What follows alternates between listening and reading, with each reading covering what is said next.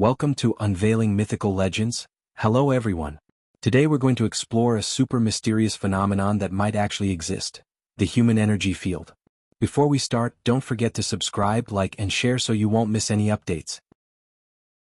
Yes. Today's topic is guaranteed to be more scientific than the ghost stories you usually see online, and even scarier than sci-fi movies, so don't go anywhere. I've always been curious. Sometimes when someone enters a room, I feel their presence before I even see them. Or when someone stands next to me, I feel inexplicably uncomfortable. Is this just psychological, or is there a scientific reason behind it? Actually, this might have to do with the energy fields that exist around each of us. Did you know that back in 1939, a Soviet scientist named Semyon Kurlian accidentally discovered a faint blue halo around his fingers while repairing a high-frequency electrotherapy device? It looked like some invisible energy was flowing. Really? A halo? Not like some movie special effect? It's real. He was fascinated and spent 10 years developing a special photographic technique to capture these halos around the human body. He found that each person's halo is unique and changes with their emotions and health.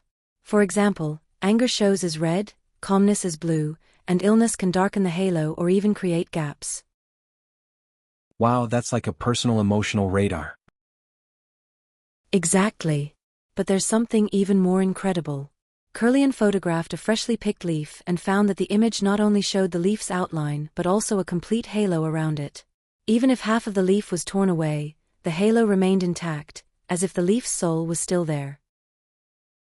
So, that sounds like science fiction. Is this what they call the phantom halo effect? That's right. It suggests that there may really be an invisible energy structure surrounding us, and this structure could be the truest representation of ourselves.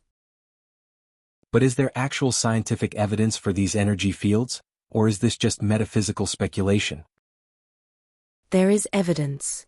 In the 1980s, scientists at the University of California conducted an experiment where two strangers were placed in rooms 10 meters apart.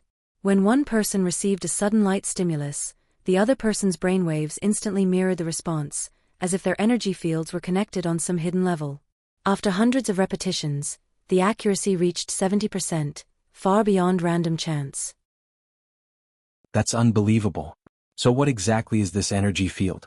Where does it come from and what's it for? Let's start with human cells. The human body has about 30 trillion cells, each carrying out thousands of biochemical reactions per second, all requiring energy. The energy we get from food is ultimately converted into ATP, the energy currency of cells. But here's the thing, scientists calculated that if all the ATP produced by the human body daily were converted into electrical energy, it could light a 100-watt bulb. Most of that energy, however, is lost as heat. So where does the remaining fraction of energy go? Its destination has long been a mystery. So the human body really has a hidden energy? Exactly. In the 1990s, German biophysicist Fritz Albert Popp discovered that living cells continuously emit weak light, called biophotons. Each cell emits dozens to hundreds of photons per second. The amount is tiny, too faint for the naked eye, but highly sensitive instruments can detect it. Even more fascinating, these photons aren't emitted randomly, they follow patterns, almost like a communication network between cells. This photon network sounds like science fiction. Can it really affect us? Absolutely, especially when we talk about quantum entanglement. Quantum entanglement is when two particles, even separated by large distances, instantaneously respond to changes in one another. In 2017, scientists found evidence of quantum entanglement in the human retina. This suggests that our bodies not only produce photons, but may also use quantum effects to process information, forming an energy field at the quantum information level. So the human energy field might not just be an electromagnetic field, but a quantum information field? Exactly. This could explain many mysterious phenomena, like a mother's intuition. In 1995, an American mother suddenly felt an overwhelming sense of fear at home and immediately called her son, only to discover he was in a serious car accident at that exact moment. This isn't magic, it could be instant information transfer through quantum entanglement between mother and child. Wow, And what about people whose hearts have stopped, clinically dead, who later report seeing what medical staff were doing? That's also linked to the energy field. In 2014, the University of Southampton in the UK studied 2,060 cardiac arrest patients. 140 of them reported some form of conscious experience. One 57-year-old man even accurately described the medical procedures 3 minutes after his heart had stopped. Traditional medicine can't explain this, but if energy fields exist, it starts to make sense. So the energy field can not only transmit information but might also carry consciousness? Yes. If we accept that consciousness is part of an energy field, then death could just be a transformation of energy, not an endpoint. This is why ancient religions and cultures have long emphasized the immortality of the soul. Speaking of energy fields, could it be more than just individual? Could they actually connect us like a network linking people? Absolutely possible. Have you heard of the Global Consciousness Project at Princeton University? Since 1998, they've deployed random number generators in over 70 countries. Normally, these numbers should be completely random, but they found that during major events, like 9/11, tsunamis, or Obama's inauguration, the generators showed clear non-random patterns, as if the consciousness of humanity worldwide was resonating simultaneously. Wow, so every one of our energy fields might actually be connected on some level? Exactly. Ancient traditions called this unity of heaven and humans. Modern science explains it using quantum non-locality and entanglement, and some call it the collective unconscious. No matter the term, the essence is the same. We are far more interconnected than we realize. And how does this affect our daily lives? Sometimes I feel completely comfortable with certain people, but around others I just get drained. Is that the energy field at work? Absolutely. It's really about energy exchange. Some people are naturally energy vampires, unconsciously draining your energy. Others are energy givers, making you feel uplifted and relaxed. Spending long periods with people whose energy doesn't match yours can impact your physical and mental health, even your overall quality of life. So it's important to recognize this. I see. So how can we protect our own energy field? It's actually not that difficult, and science backs it. First, meditation. A 2007 study at the University of Wisconsin found that long-term meditators, like monks, had stronger brain connectivity, highly active brainwaves, and generated a powerful electromagnetic field detectable several meters away. Meditation is that powerful? I thought it was just for relaxation. Relaxation is just a byproduct. The real effect is that your entire energy field gets regulated. Second, breathing. Almost every energy cultivation system emphasizes breathing. Specific breathing techniques can regulate the autonomic nervous system, improve heart rate variability, and enhance the coherence of your energy field. So if I meditate and breathe properly, my energy field becomes strong and harmonious? Exactly.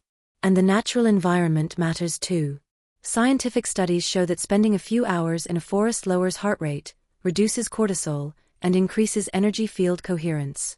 In Japan, this is called forest bathing. It benefits your body and balances your energy field. It sounds like every little detail of our daily lives could affect our energy field. But throughout history, has anyone ever tried to manipulate other people's energy fields? Definitely. There are plenty of historical records about energy manipulation. From Chinese Qigong to Indian yoga, from Tibetan Tantra to Christian saints performing miracles, these traditions all claim that through specific training, humans can control and enhance their own energy fields. Even more unsettling, there's evidence that certain governments secretly studied how to influence others using energy fields. You mean governments studied energy field manipulation? That sounds like a movie plot. It's true. Declassified CIA documents show that from the 1970s to the 1990s, they ran a series of programs called Project Stargate, attempting to develop telepathy, basically training people to perceive distant targets using only their minds. Officially, the project was said to have failed, but participants reported that some results couldn't be explained by conventional science. What about the Soviet Union? The Soviets conducted similar research, investing even more resources. They studied not just telepathy, but also how to influence others' thoughts and health through energy fields. It sounds like science fiction, but if the human energy field really is a quantum information field, then in theory, such interactions are possible. Were there any experiments proving this? Yes. In 2009, the HeartMath Institute in the US conducted an experiment. They had one person focus on sending positive or negative emotions to another person while monitoring both participants' ECGs. They found that even when separated by several meters, the receiver's heart rate patterns would synchronize with the sender's. This suggests that our emotions and intentions can really transmit through energy fields and influence those around us. So that explains why some people just naturally have a strong presence, while others, no matter how hard they try, can't attract attention. Exactly. People with strong energy fields naturally draw others in, while those whose energy is weak or chaotic may look impressive on the outside but fail to truly move others. This is basically the scientific explanation behind what we call personal charisma. Wow, that's incredible. Can energy fields also store information? I've heard that some places have ghosts. Is that leftover energy? Yes. There's a phenomenon called psychic residue. Places where intense emotional events occurred can retain traces of energy that sensitive individuals can perceive. Many so-called ghosts are actually energy imprints of past tragedies, existing in space in ways we don't fully understand yet. For example, in 2015, a Japanese research team measured abnormal electromagnetic waves at disaster sites and found patterns clearly different from the surrounding environment. I see. So we're not just physical bodies, but beings filled with information and energy. Exactly. And it's not just individual. Our energy fields may all be interconnected, forming a vast collective energy field. The Global Consciousness Project shows that human consciousness can resonate under certain conditions, which makes us rethink the relationship between the individual and the world. I have a deeper question. If energy fields exist, could they continue to exist after death? That's a fascinating question, and there are even some experiments that touch on this. Have you heard of the 21 grams experiment? Back in 1907, an American doctor named Duncan McDougall measured people's weight at the moment of death and found that the body suddenly lost about 21 grams.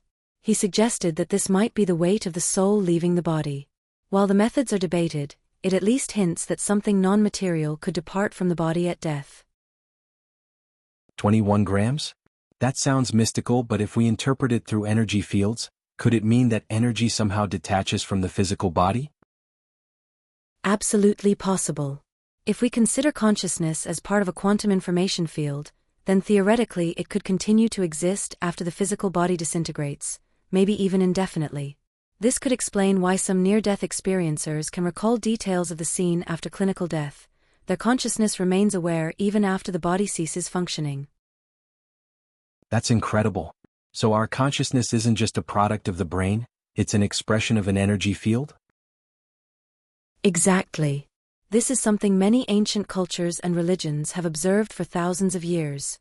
Indian chakras, Taoist qi, Chinese meridians, even Western spiritual practices, they all describe the structure and flow of human energy, just in different languages. Modern science is gradually catching up, using functional imaging and quantum biology to test these ancient insights.